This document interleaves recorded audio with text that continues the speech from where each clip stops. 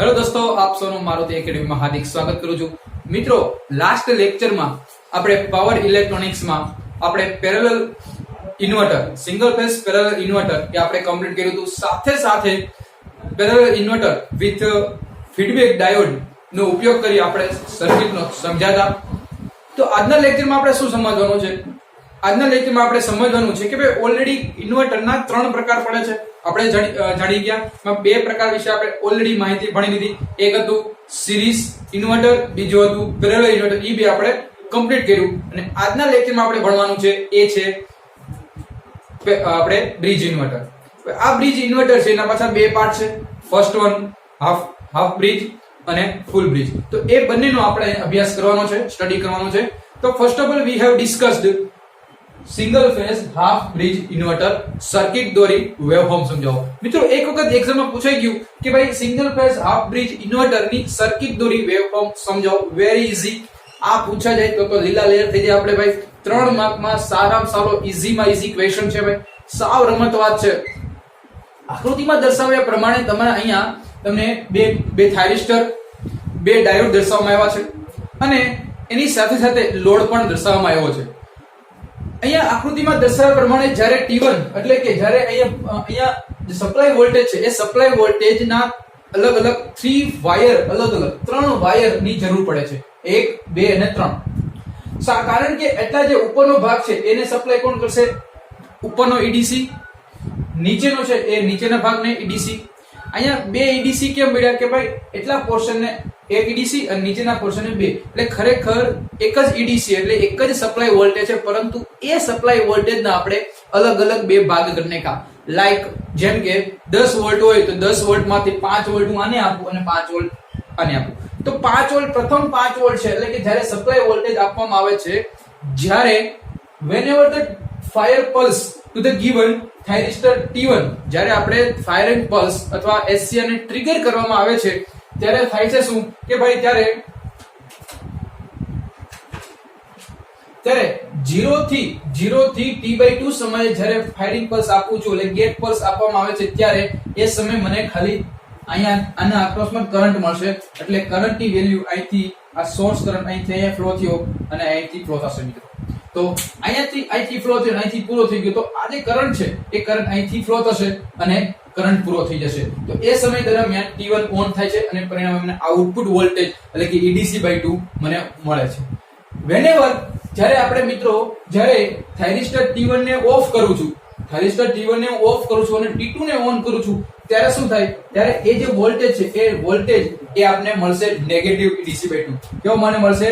Negative EDC/2 voltage મળશે અને એ આપણે તમે જોઈ રહ્યા છો નેગેટિવ. એટલે કે જ્યારે થાઇરિસ્ટર પહેલાને SCR ને ઓન કરું ત્યારે આપને પોઝિટિવ વોલ્ટેજ મળે છે અને બીજા થાઇરિસ્ટર ને ઓન કરું છું ત્યારે મને નેગેટિવમાં પલ્સ મળે છે. તો આવી રીતે મિત્રો હું અલગ અલગ ફાયરિંગ પલ્સ આપીને હું પ્યોર વેવફોર્મ એટલે કે પ્યોર સ્ક્વેર વેવ તમને જોવા મળે છે. તો અહીંયા આવી રીતે આપણે હાફ બ્રિજ એટલે કે હાફ બ્રિજ નો ઉપયોગ કરીને આપણે આઉટપુટ વોલ્ટેજ મેળવી શકીએ. તો તમને એમ થાય કે સાહેબ આ જે D1 અને D2 છે એનો ઉપયોગ ક્યાં થયો? તો D1 અને D2 નો ઉપયોગ એ ક્યાં થશે મિત્રો કે જ્યારે T1 ઓફ છે, ત્યારે આ ડાયોડ છે એ ફ્રી વ્હીલિંગ ડાયોડ તરીકે કામ કરે છે. અને ફ્રી વ્હીલિંગ ડાયોડ એટલે કે આપને ખબર છે કે જ્યારે ઓફ હોય ત્યારે એમાંથી પણ કરંટ પસાર થવા લાગે છે. તો એ આપણી માટે એડવાન્ટેબલ છે. આપણે એની વિશે કાંઈ લખવાનું આપણે નથી. તમારી બુકમાં અને રેફરન્સ બુકમાં પણ એટલી જ માહિતી આપી છે એટલે આપણી માટે ઇનફ છે. શું ન કરું મિત્રો? ફરીથી તમને એક સમજી દઉં, ફટીફટ રીકેપ કરાવી દઉં આખી આપું.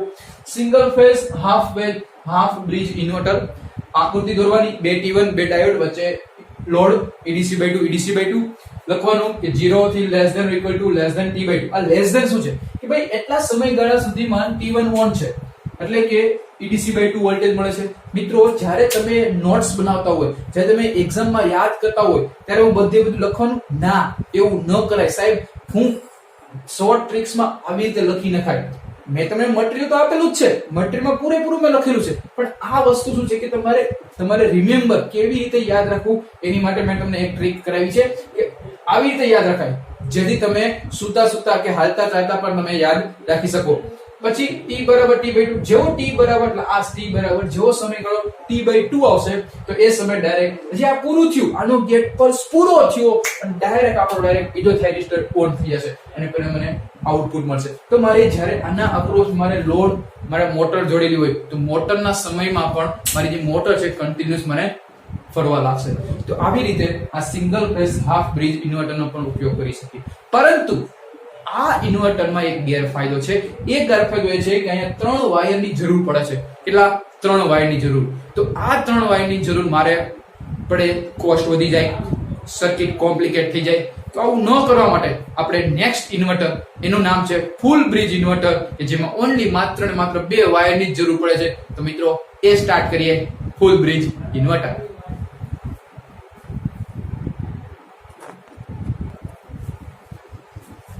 તો હવે સમજવાનું છે એ છે આપણે single phase full bridge inverter.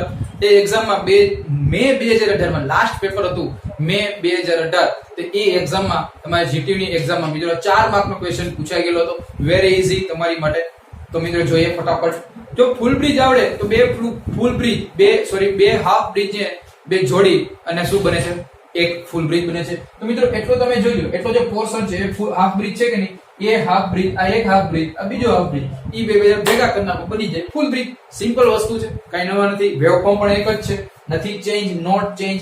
Only for આપણે આમાં સમજવાનું વસ્તુ શું છે કે જ્યારે સપ્લાય વોલ્ટેજ આવે છે ત્યારે અહીંયા T1, તો સમય આપણે મેઇન સમજવું ને કરંટ. તો કરંટ ક્યારે કેવી રીતે ફ્લો થાય છે એ સમજવાનું છે કે જ્યારે T1 આમાં એકી સાથે બે થાઇરિસ્ટર ઓન થશે.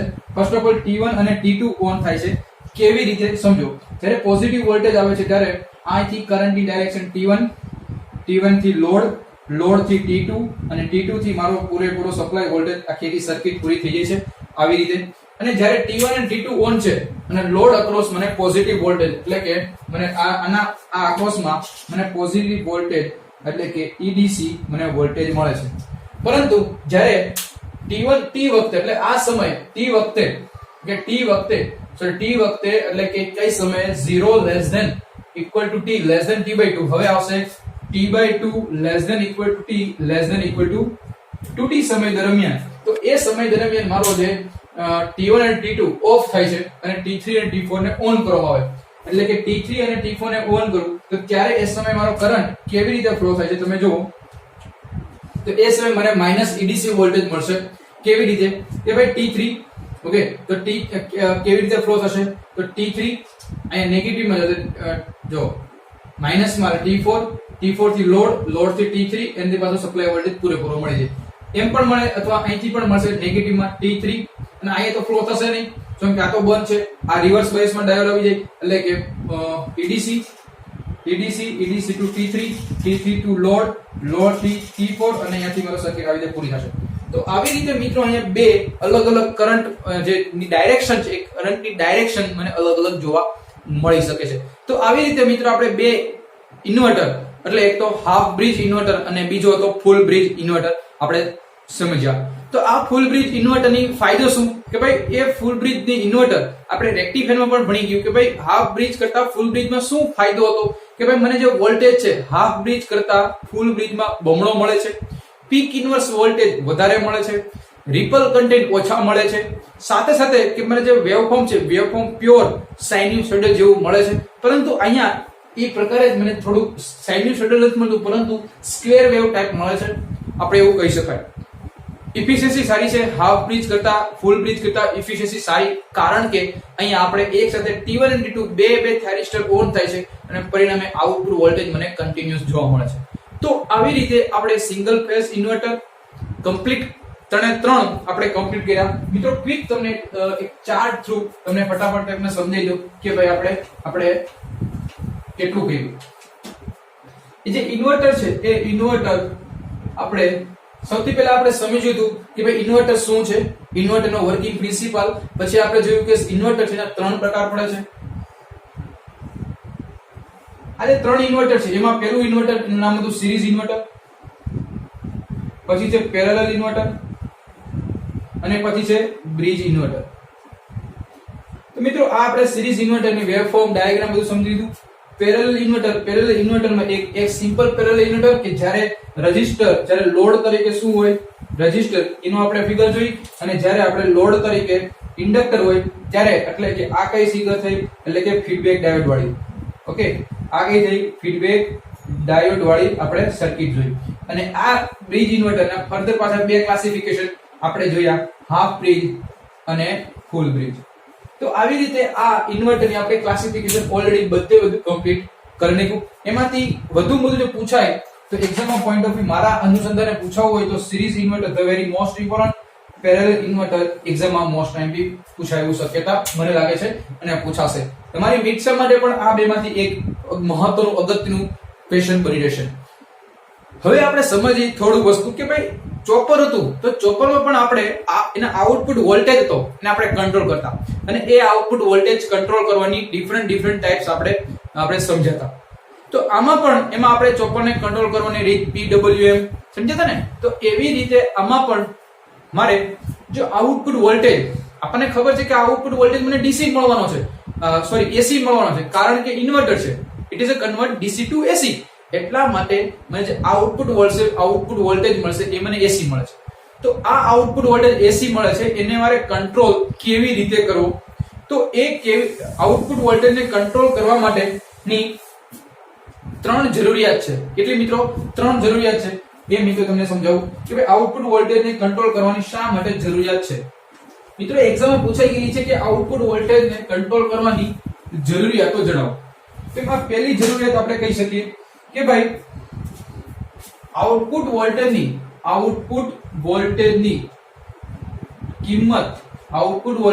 કિંમત જરૂરિયાત પ્રમાણે હોવી જોઈએ. એટલે કે જે આઉટપુટ વોલ્ટેજ છે, મારે આઉટપુટ વોલ્ટેજ 10 વોલ્ટ છે, તો મારે 10 વોલ્ટ લાવવો છે, તો એ માટે મારે ઇનપુટમાં ચેન્જીસ કરવા પડે કે નહીં, તો એને માટે મારે output voltage must be controlled. એટલા માટે મારે આઉટપુટ વોલ્ટેજને કંટ્રોલ કરવો પડે છે. બીજી જરૂરિયાત શું છે આઉટપુટ વોલ્ટેજ કંટ્રોલ કરવાની, કે ભાઈ આઉટપુટ વોલ્ટેજને કંટ્રોલ કરવા માટે મારે એડજસ્ટ કરવા પડે, એટલા માટે પણ જરૂરી છે. પછી કે ભાઈ એટલે કે વોલ્ટેજના ફેરફાર છે, એ વોલ્ટેજના ફેરફારો મારે એડજસ્ટ કરવો હોય તો આઉટપુટ વોલ્ટેજને મારે કંટ્રોલ કરવો પડે.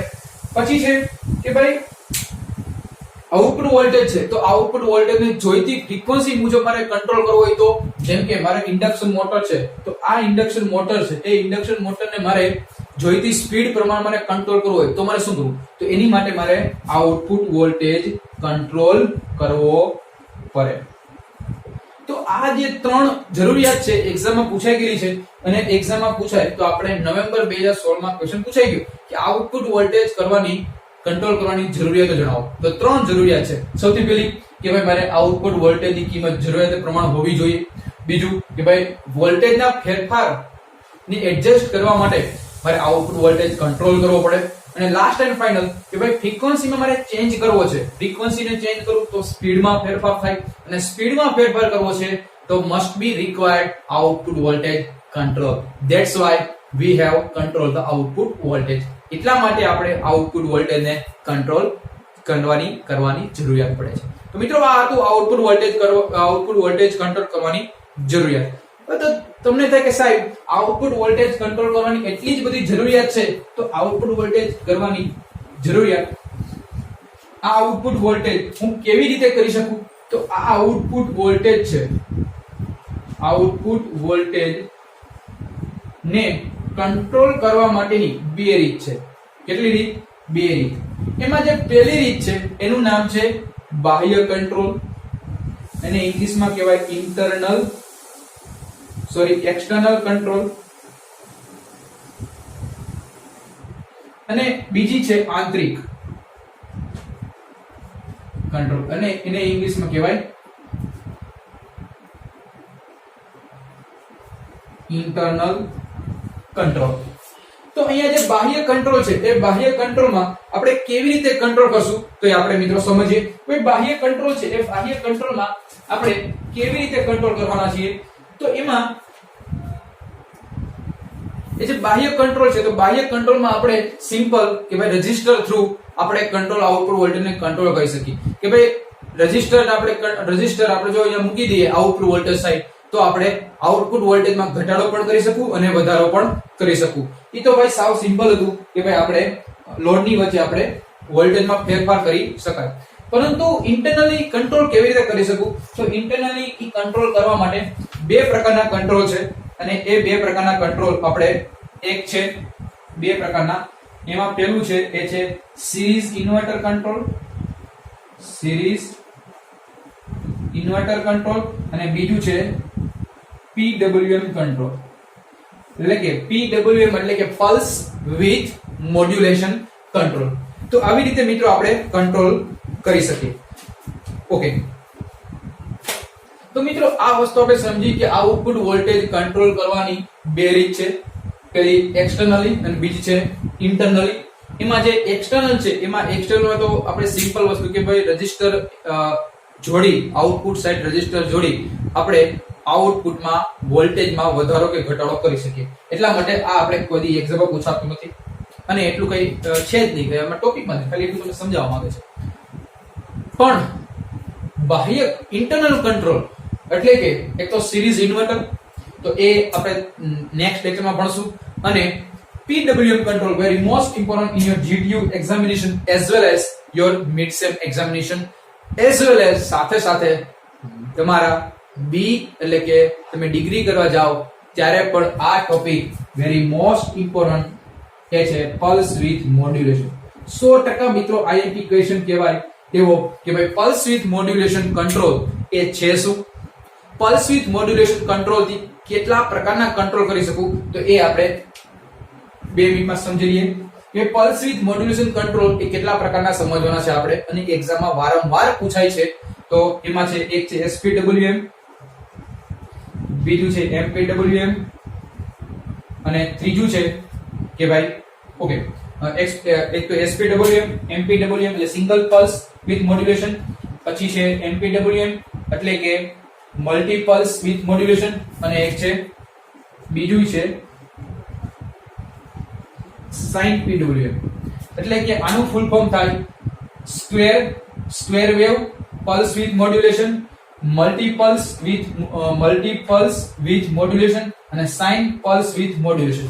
તો આ ત્રણના નામ આપી કોઈ પણ એક સમજાવો. આવો ક્વેશ્ચન મિત્રો વારંવાર એક્ઝામમાં GTU એક્ઝામમાં 4 માર્કમાં પૂછાઈ ગયો.